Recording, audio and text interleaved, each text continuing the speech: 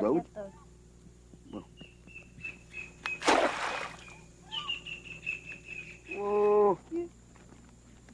Não, Bura.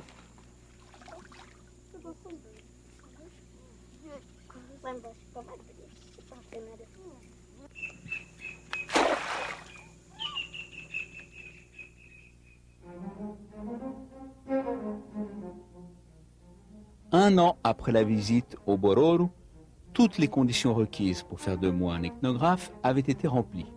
Bénédiction de Lévi-Brume, Mauss et Rivet. Exposition de mes collections dans une galerie du Faubourg Saint-Honoré. Conférences et articles. J'obtins des fonds suffisants pour une plus vaste entreprise. Ele estava querendo partir em expedição, essas expedições não tinham interesse, digamos, para a universidade, e o Lévi-Strauss está caminhando para realizar essa segunda expedição. Portanto, ele não se candidata à renovação do seu contrato na USP. En traversant la partie la moins connue du plateau, j'espérais trouver dans la savane les représentants les plus occidentaux du groupe G. Et, parvenu dans le bassin du Madeira, pouvoir étudier les vestiges inédits des 3 autres familles linguistiques sur la frange de leur grande voie de pénétration, l'Amazonie. Une des conditions posées par les autorités brésiliennes était que l'expédition serait sous la surveillance d'un fiscal. La directrice du Museo Nacional à Rio de Janeiro, Maria Eloisa Torres, qui m'a toujours, elle, témoigné une extrême bienveillance et beaucoup d'amitié, a désigné Luis de Castro Faria, qui était tout jeune, il était mon cadet de quelques années, j'étais moi-même pas très vieux, pour être le fiscal de l'expédition. Cássio Farias participa dessa expedição e depois se torna um professor muito importante no Museu Nacional e que vai formar gerações de intelectuais no Museu Nacional. Je lui suis très obligé d'avoir publié récemment ses souvenirs parce qu'il tenait son journal de façon plus scrupuleuse que je le faisais et en lisant la manière dont il a lui-même vécu ses aventures, j'arrive à repréciser un certain nombre de points. Cher monsieur, je vous écris d'Utiaraliti, où nous sommes arrivés hier en camion, après un voyage difficile.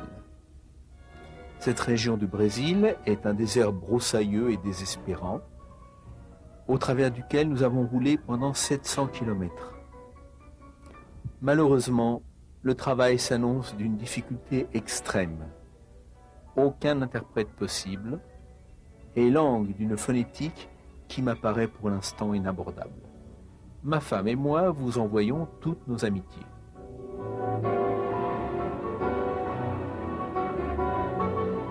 L'année nomdiquaire se divise en 2 périodes distinctes. Pendant la saison pluvieuse, d'octobre à mars, chaque groupe séjourne sur une petite éminence surplombant le cours d'un ruisseau. Les indigènes y construisent des huttes grossières avec des branchages ou des palmes. Le jardinage fournit des ressources alimentaires suffisantes pendant une partie de la vie sédentaire. O Lévi-Strauss foi o primeiro a, de fato, fazer justiça à complexidade sociológica e à complexidade intelectual da, digamos, contribuição ameríndia à humanidade. Ele, por outro lado, também, apenas num certo sentido, retoma o fio de uma conversa que começou no século XVI com a descoberta da América e que deixou alguns marcos memoráveis, como, por exemplo, a obra do Montaigne, com a qual, acho, Lévi-Strauss retoma o diálogo como uma espécie de espelho, como uma espécie de fonte de autocrítica, fonte de desconstrução das próprias condições da civilização e da cultura ocidentais. Au début de la saison sèche, le village est abandonné et chaque groupe éclate en plusieurs bandes nomades.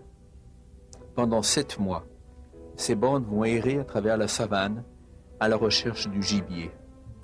Petits animaux surtout, tels que larves, araignées, sauterelles, rongeurs, serpents, lézards, et de fruits, graines, racines ou miel sauvage, bref, tout ce qui peut les empêcher de mourir de faim.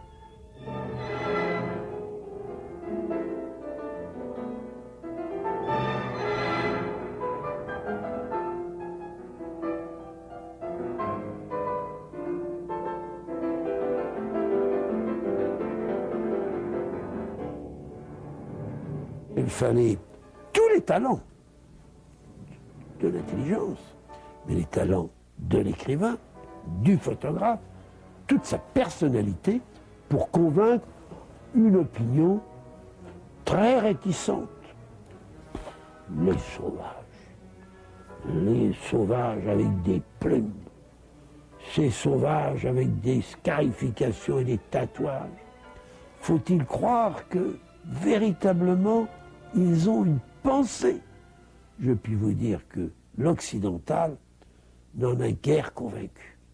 Il a fallu beaucoup d'audace, de l'ethnologie d'abord, et de ces grands maîtres de l'ethnologie, tels que Lévi-Strauss, Malinowski, les frères Boas, Darcy Ribeiro, pour nous en convaincre.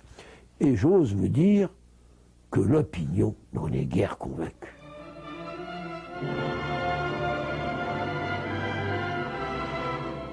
Les Nambiquaras éprouvent pour leurs enfants et manifestent à leur égard une très vive affection, et ils sont payés de retour. Quand ils sont contrariés, les enfants frappent volontiers leur mère, et celle-ci ne s'y oppose pas. Les enfants ne sont pas punis, et je n'ai jamais vu battre l'un d'eux, ni même esquisser le geste, sauf par plaisanterie. Aussi, le spectacle d'une mère avec son enfant est-il plein de gaieté et de fraîcheur. On ne peut pas assister à cette destruction sans être profondément ému ou scandalisé. C'est le père qui raconte aux enfants les mythes traditionnels en les transposant dans un style plus compréhensible pour les petits. Tout le monde était mort, il n'y avait plus personne, plus d'hommes, plus rien. Ainsi commence la version enfantine de la légende sud-américaine du déluge, auquel remonte la destruction de la première humanité. J'ai réfléchi à ces problèmes qui sont la rencontre brutale entre des peuples d'une autre histoire et la nôtre. Nous, comme une baleine, tout ce qui est devant nous, on l'absorbe. Et comme nous sommes très cyniques et très habiles, nous occidentaux, nous offrons à ces peuples, au titre du développement, tous les poisons qui vont les détruire. Pour moi, qui les ai connus à une époque où les maladies introduites par l'homme blanc les avaient déjà décimés, je ne voudrais conserver en mémoire que ce tableau repris de mes carnets de notes, où je le griffonnais une nuit à la lueur de ma lampe de poche. Le visiteur qui, pour la première fois, campe dans la brousse avec ses peuples, se sent pris d'angoisse et de pitié devant le spectacle de cette humanité si totalement démunie. Écrasée, semble-t-il, contre le sol d'une terre hostile par quelque implacable cataclysme, nue, grelottante, auprès de feux vacillants. Mais cette misère est animée de chuchotements et de rires.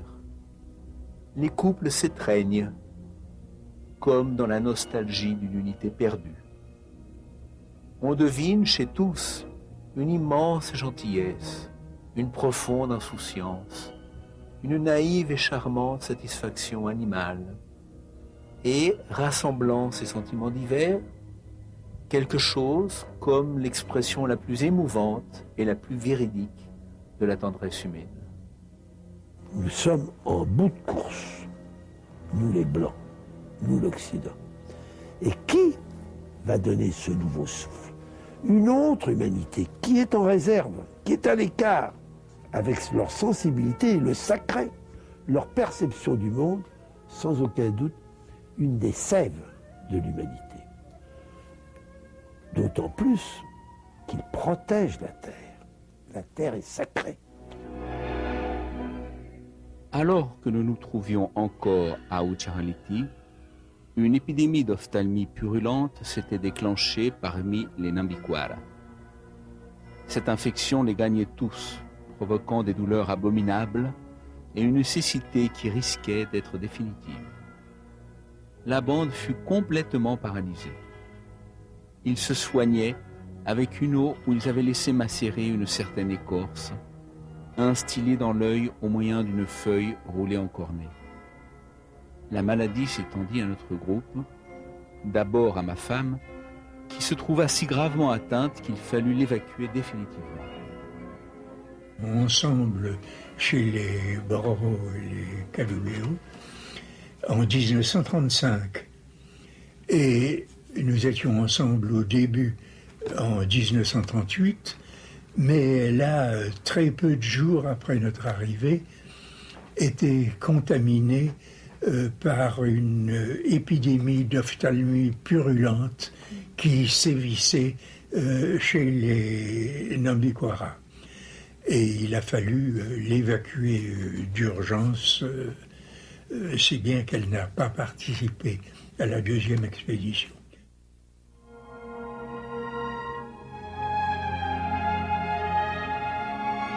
À bord du Florida, 18 août 1938.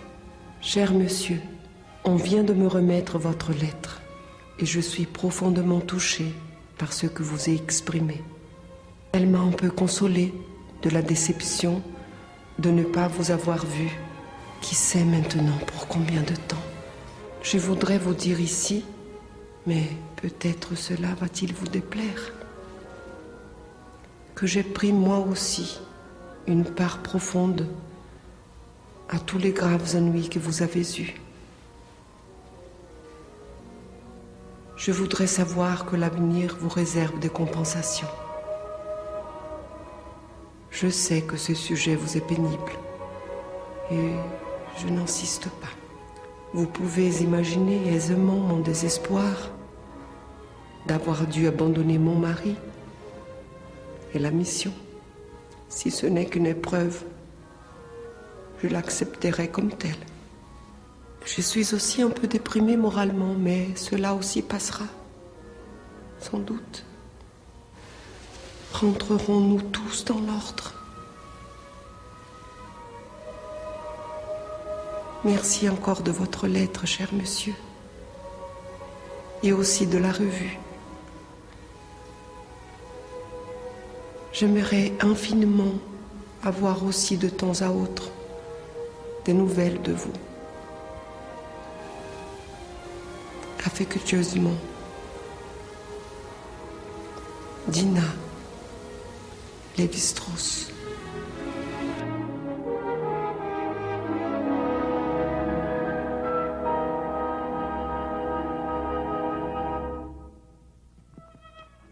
Quant à moi, j'étais allé jusqu'au bout du monde à la recherche de ce que Rousseau appelle les progrès presque insensibles des commencements.